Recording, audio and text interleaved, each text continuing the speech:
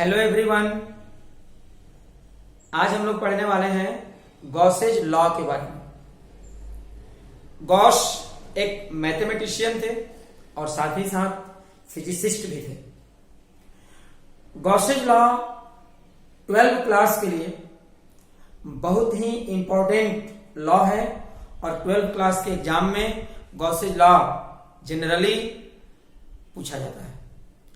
तो आज हम लोग गॉसेज लॉ के बारे में समझेंगे, लेकिन उसके पहले एक टॉपिक इलेक्ट्रिक फ्लक्स से रिलेटेड अभी हम लोग को समझना है।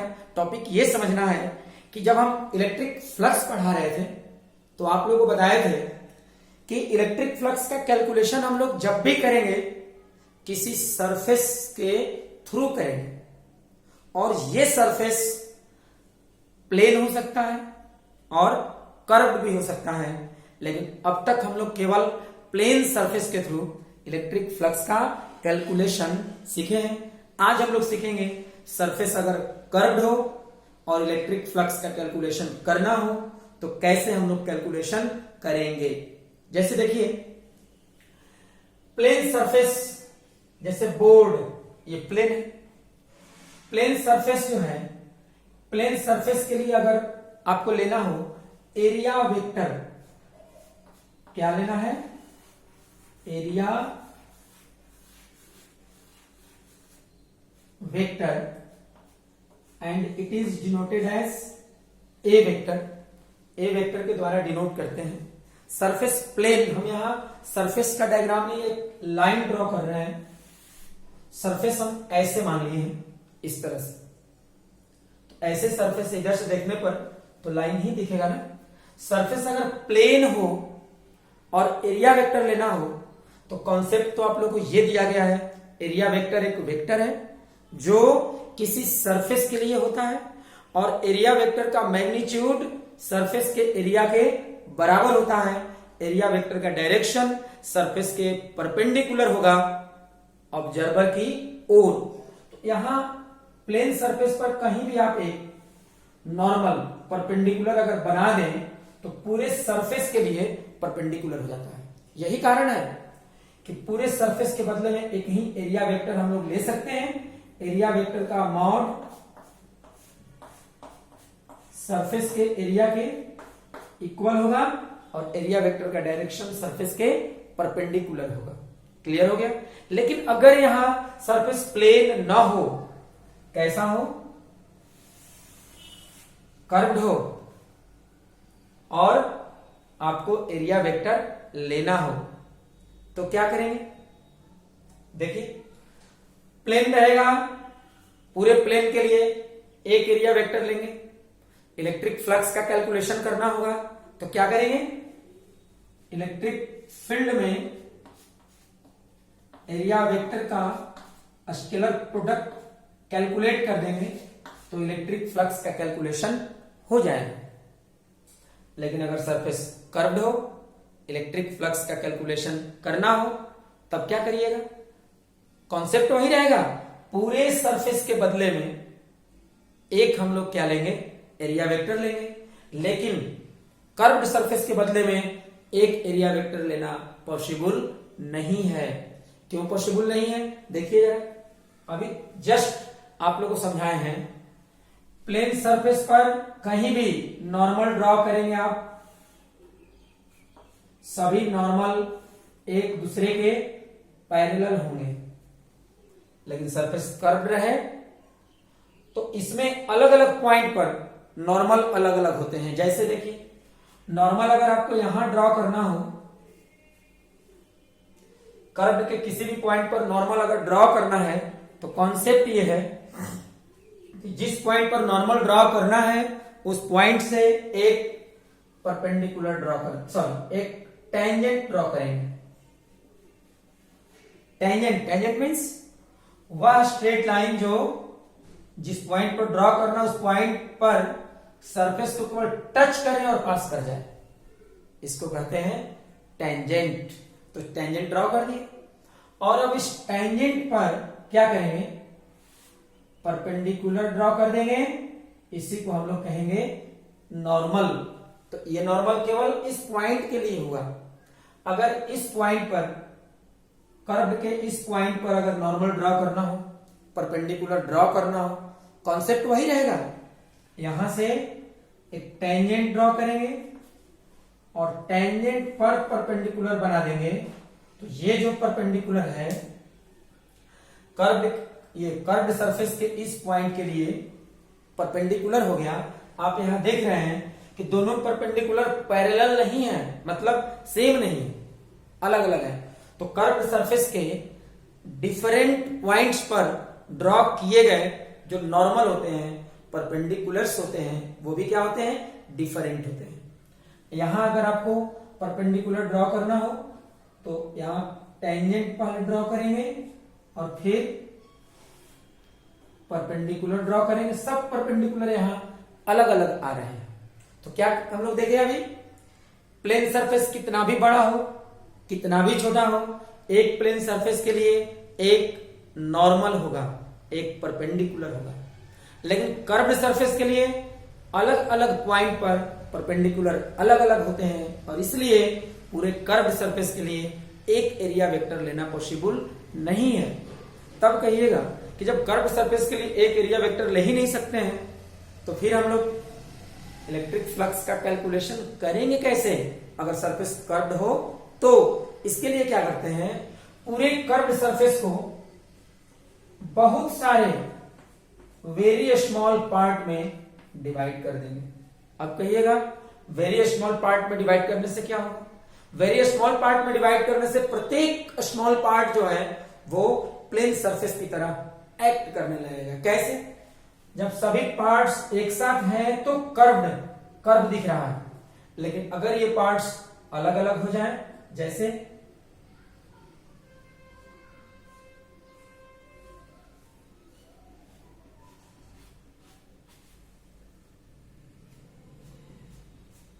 देख लीजिए जितने भी पार्ट्स हैं सब कैसे हो गए, प्लेन। छोटे पार्ट्स अलग अलग हो गए तो प्लेन हो गए, और जब प्लेन हो गए तो प्लेन सरफेस के लिए एक एरिया वेक्टर तो ड्रॉ कर सकते हैं ना।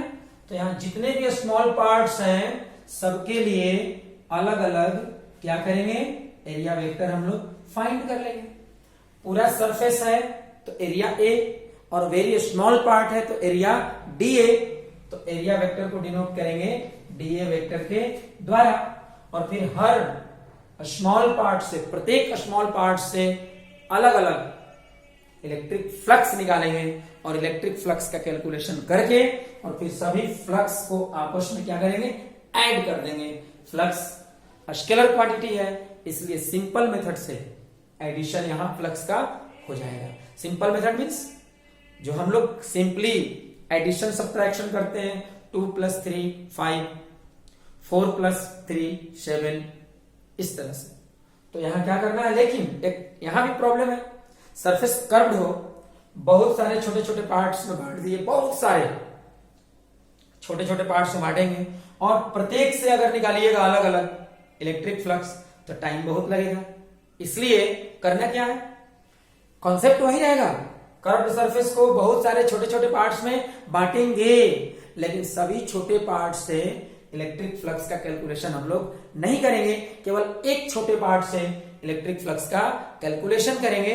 और फिर क्या करेंगे, उस छोटे पार्ट से जो इलेक्ट्रिक फ्लक्स का कैलकुलेशन किए हैं ना, उसका इंटीग्रेशन कर देंगे तो पूरे कर्व्ड पार्ट से इलेक्ट्रिक फ्लक्स का कैलकुलेशन हो जाएगा। जैसे स्मॉल पार्ट से पूरा से निकालिएगा तो फ्लक्स फाई, स्मॉल पार्ट से निकालेंगे तो फ्लक्स डी फाई हो गया ना।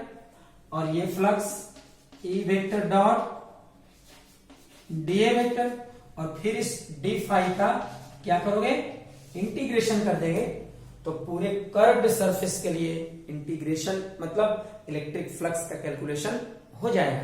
तो ये कॉन्सेप्ट याद रखना है आप लोगों को, न्यूमेरिकल प्रॉब्लम जब बनाएंगे तो काम आएगा। कॉन्सेप्ट क्या है, फिर से एक बार रिवीजन करा दें। सरफेस अगर प्लेन है, छोटा या बड़ा इससे मतलब नहीं है, पूरे सरफेस के लिए एक एरिया वेक्टर लेंगे, इलेक्ट्रिक फील्ड के साथ एरिया वेक्टर का स्केलर प्रोडक्ट फाइंड करेंगे तो प्लेन सरफेस के थ्रू टोटल इलेक्ट्रिक फ्लक्स का कैलकुलेशन हो जाएगा। लेकिन सरफेस अगर कर्व्ड हो तो कर्व्ड सरफेस के लिए अगर फ्लक्स का कैलकुलेशन करना हो तो कर्व्ड सरफेस को बहुत सारे छोटे छोटे पार्ट्स में डिवाइड करेंगे, एक छोटा पार्ट से इलेक्ट्रिक फ्लक्स कैलकुलेट करके इंटीग्रेशन कर देंगे तो पूरे कर्व्ड पार्ट से इलेक्ट्रिक फ्लक्स का कैलकुलेशन हो जाएगा। अब हम लोग पढ़ेंगे गॉसेज लॉ। तो सबसे पहले याद रखना है गॉसेज लॉ का एप्लीकेशन जब भी होगा तो किसके लिए होगा, एक क्लोज्ड सरफेस के लिए। किसके लिए, क्लोज्ड सरफेस। याद रखोगे आप लोग, क्लोज्ड सरफेस। तो गॉसेज लॉ का एप्लीकेशन जब भी हम लोग करेंगे किसके लिए करेंगे, किसी क्लोज्ड सरफेस के लिए करेंगे। क्लोज्ड सरफेस हो गया। अब देखिए क्लोज्ड सरफेस किसे कहेंगे, जो सरफेस चारों ओर से किसी वॉल्यूम को क्लोज्ड करे, बंद करे, ऐसे सरफेस को क्या कहेंगे, क्लोज्ड सरफेस कहेंगे। और ये क्लोज्ड सरफेस जब हो गया तो बहुत सारे इलेक्ट्रिक चार्जेस रहेंगे। कुछ इलेक्ट्रिक चार्ज इस क्लोज्ड सरफेस के इनसाइड में रहेगा, अंदर। Q1 minus Q2 plus Q3 plus Q4 minus Q5। यहां ध्यान दीजिएगा, कोई जरूरी नहीं है कि इलेक्ट्रिक चार्जेज केवल 5 ही रहे, बहुत सारे हो सकते हैं, 10, 100, 1000, 5000, 50,000, कुछ भी, बहुत सारे इलेक्ट्रिक चार्जेस हो सकते हैं। तो ये इलेक्ट्रिक चार्जेस, कुछ चार्ज क्लोज्ड सरफेस के आउटसाइड में है और कुछ चार्ज क्लोज्ड सरफेस के इनसाइड में है। अब करना क्या है, हम लोगों को चाहिए पूरे क्लोज्ड सरफेस के थ्रू टोटल इलेक्ट्रिक फ्लक्स का कैलकुलेशन करना है। तो कैसे कैलकुलेशन करेंगे, देखिए सरफेस जब तक कर्व्ड नहीं होगा तो क्लोज्ड भी नहीं होगा। सरफेस को क्लोज्ड होने के लिए क्या चाहिए, कर्व्ड होना जरूरी है। कर्व्ड होते होते ही ना सरफेस क्लोज्ड होगा। तो यहां पर देखेंगे ये क्लोज्ड सरफेस है, तो कर्व्ड सरफेस है। और अब हम चाहते हैं इलेक्ट्रिक फ्लक्स का कैलकुलेशन करना टोटल क्लोज्ड सरफेस के थ्रू। तो देखिए कैसे निकालेंगे। इसके लिए क्या करेंगे, इस क्लोज्ड सरफेस पर कहीं भी एक जगह एक पॉइंट लेंगे, मान लेते हैं पॉइंट P पॉइंट मान लीजिए।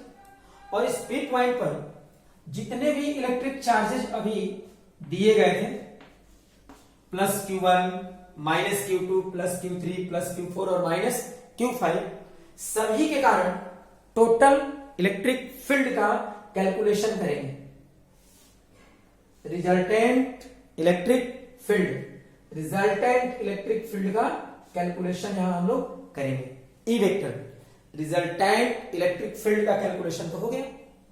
अब याद रहे ये इलेक्ट्रिक फील्ड क्लोज्ड सरफेस के जो अंदर में चार्ज है उनके कारण भी है और जो बाहर में चार्ज है उनके कारण भी है, सबके कारण है। रिजल्टेंट इलेक्ट्रिक फील्ड और कर्व्ड सरफेस है, तो पहले इस कर्व्ड सरफेस पर एक बहुत छोटा पार्ट लेंगे P पॉइंट के अराउंड। इतना छोटा पार्ट है ये कि इसका एरिया मान लेंगे DA, मान लिए। अब DA बहुत छोटा है, ये इतना छोटा होना चाहिए कि पॉइंट के लगभग बराबर हो जाए, बहुत छोटा, केवल ये आंख से दिखे इसलिए इतना बड़ा बनाया है, अन्यथा ये पॉइंट P के अबाउट, उसके अराउंड बनाया है और पॉइंट P के लगभग क्या होना चाहिए, इक्वल होना चाहिए। अब यहां से एक नॉर्मल ड्रॉ करेंगे और यही नॉर्मल के डायरेक्शन में रिप्रेजेंट करेंगे DA वेक्टर। फिर क्या करेंगे, पहले इस स्मॉल पार्ट से इलेक्ट्रिक फ्लक्स फाइंड करेंगे और फिर पूरे क्लोज सरफेस के लिए इंटीग्रेशन कर देंगे तो टोटल इलेक्ट्रिक फ्लक्स का कैलकुलेशन हो जाएगा। तो यहां पर क्या करना है, ये total electric flux through the closed surface phi total, देखिए फाई मीन्स इलेक्ट्रिक फ्लक्स और टोटल के लिए टोटल हो गया। कैसे निकालेंगे, सबसे पहले E vector dot DA vector करेंगे। E vector dot DA vector, ये इलेक्ट्रिक फ्लक्स स्मॉल पार्ट के थ्रू हो गया। E vector dot DA vector small part के थ्रू।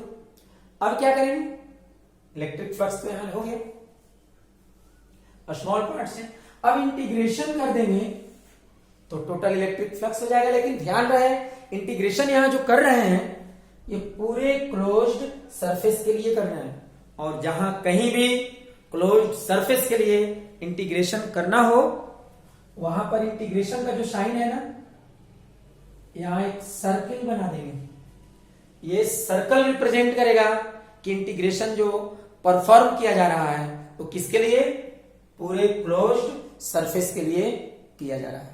ठीक है, अब देखिए अब गॉसेज लॉ क्या कहता है, बस खत्म हो रहा है अभी, थोड़ा सा ध्यान देंगे, बहुत छोटा सा गॉसेज लॉ है लेकिन समझना है बहुत अच्छे से। गॉसेज लॉ कहता है कि किसी क्लोज्ड सरफेस के थ्रू रिजल्टेंट इलेक्ट्रिक फील्ड, ध्यान रहे क्लोज्ड सरफेस के थ्रू रिजल्टेंट इलेक्ट्रिक फील्ड का टोटल इलेक्ट्रिक फ्लक्स उस क्लोज्ड सरफेस के अंदर स्थित टोटल इलेक्ट्रिक चार्ज, अंदर स्थित total electric charge divided by epsilon 0 के बराबर होता है। तो यही है गॉसेज लॉ। गॉसेज लॉ क्या है, किसी क्लोज्ड सरफेस के थ्रू रिजल्टेंट इलेक्ट्रिक फील्ड का टोटल इलेक्ट्रिक फ्लक्स उस क्लोज्ड सरफेस के अंदर स्थित टोटल इलेक्ट्रिक चार्ज और एप्सिलॉन 0 के रेशियो के इक्वल होता है, बराबर होता है। ठीक है,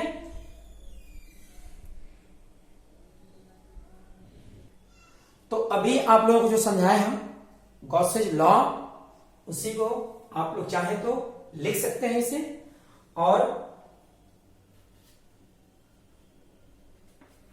क्या बताया गया है, total flux of the resultant electric field through a closed surface is equal to ratio of total charge enclosed by the closed surface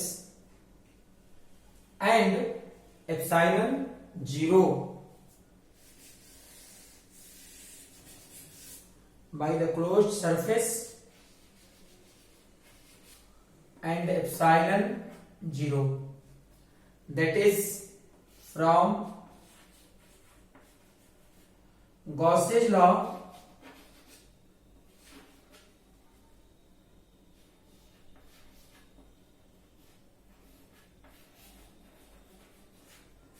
क्या होगा, गॉसेज लॉ से phi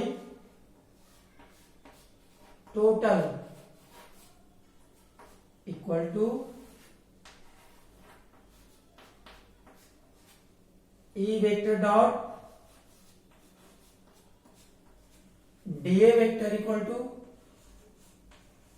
Q enclosed upon epsilon 0।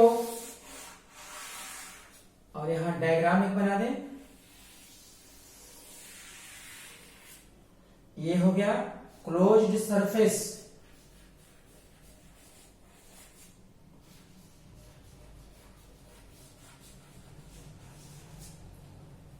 Charge यहां लेते हैं एक plus Q1, यहां ले लीजिए माइनस Q2, यहां ले plus Q3 plus Q4 and minus Q5। क्या करना है, यहां पर P एक पॉइंट है और P पॉइंट के अराउंड एक वेरी स्मॉल सरफेस कंसीडर किए हैं। और देखिए यहां जितने भी चार्जेस हैं अंदर और बाहर, सबके कारण रिजल्टेंट इलेक्ट्रिक फील्ड यहां मान लिया गया है E वेक्टर, और ये हो गया स्मॉल पार्ट के लिए एरिया वेक्टर। तो यहां ध्यान देना है, गॉसेज लॉ के जो इक्वेशन है उसमें E वेक्टर क्या है, क्लोज सरफेस के अंदर और बाहर जितने भी चार्जेस हैं सबके कारण रिजल्टेंट इलेक्ट्रिक फील्ड। लेकिन फॉर्मूला में जो Q इनक्लोज्ड है, तो Q इनक्लोज्ड का मतलब होगा केवल अंदर वाला जो चार्ज है उनका टोटल। Q इनक्लोज्ड माने क्लोज सरफेस के अंदर वाला चार्ज। तो ये कैसे निकालेंगे, अंदर में जितने भी चार्ज हैं सबका सम कर देंगे, जैसे plus Q1 minus Q2 plus Q3। Charge का सम कैसे करते हैं, विथ साइन, साइन के साथ। जैसे आप यहां लिख सकते हैं where Q enclosed equal to plus Q1 minus Q2 plus Q3। तो अब आज इतना ही। अगले क्लास में, मतलब अगले वीडियो में हम लोग पढ़ेंगे गॉसेज लॉ का प्रूफ। एग्जाम में प्रूफ भी पूछता है, इसलिए आप लोग सेकेंड, ये वीडियो देखने के बाद सेकेंड वीडियो इसका नेक्स्ट डे सेकेंड वीडियो आप लोग जरूर देखेंगे।